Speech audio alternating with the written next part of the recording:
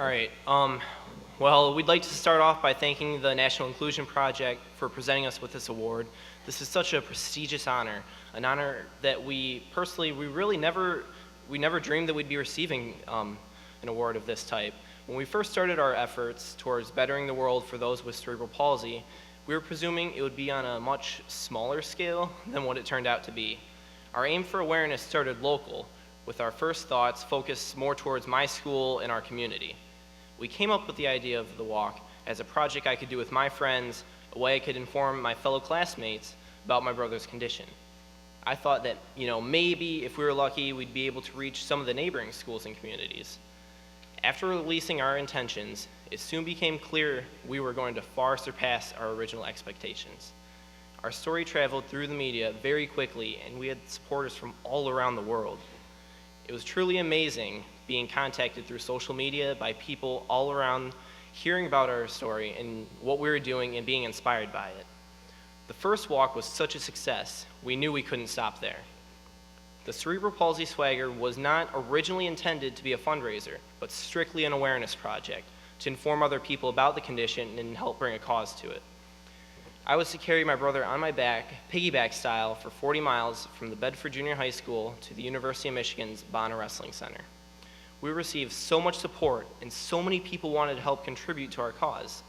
People who were not able to directly walk with us wanted to still show their support by doing something for people with CP, and some wanted to do something directly for Braden.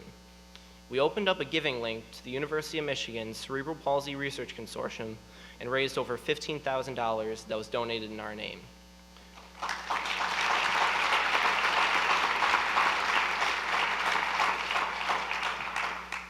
We also took on a project to start raising funds for an inclusive, handicap-accessible playground at Braden's school, Douglas Road Elementary.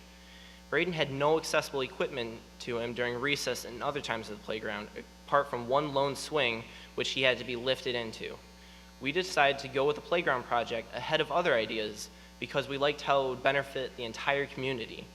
We liked how it was not only going to be equipment for Braden and for those with disabilities, but it was a piece of equipment that the entire school, everyone that was playing could do it, and how they would be included, and all the people, they wouldn't be separate, and Braden and the others with disabilities, they wouldn't have to be apart.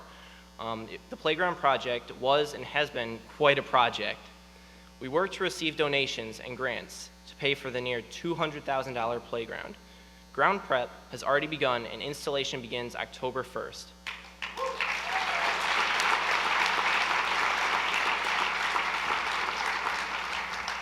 And the grand opening for the playground is actually 1 month from today on October 26th.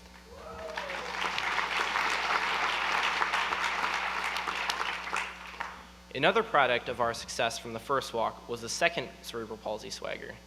This time, it was to be 17 miles farther and a day longer. There was much more training and preparation beforehand on this one, partially because we had higher goals, and also because I now had an idea of the physical difficulties I would face along the way. The second walk was 57 miles from the groundbreaking ceremony for the Douglas Road Elementary Playground to the University of Michigan's Pediatric Rehabilitation Center. The walk itself felt much longer and much more difficult than the first one. Partially because of the additional mileage, but also Braden had grown 6 inches and was 10 pounds heavier. We pushed through, and once again, we had a huge support group and many people encouraging us from, again, all around the world. It was truly a great feeling. Since becoming accidental activists, I've received many opportunities to speak to kids of all ages. The one thing I always made sure that I point out is that I'm just a normal kid.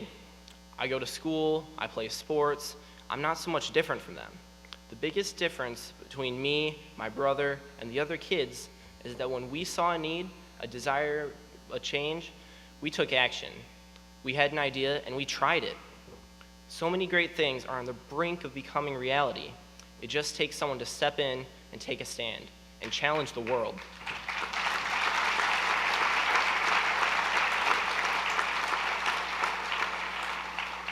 We can make the world a great place for people with disabilities. We could find new ways to help include them and bring them closer into everyone else's lives. Just think about all the possibilities. You can see what happened when we took a stand. We all have the potential to do amazing things, and if we come together, the possibilities are endless. If we can get people to believe in inclusion, I know it won't be long before we're all standing together. Thank you.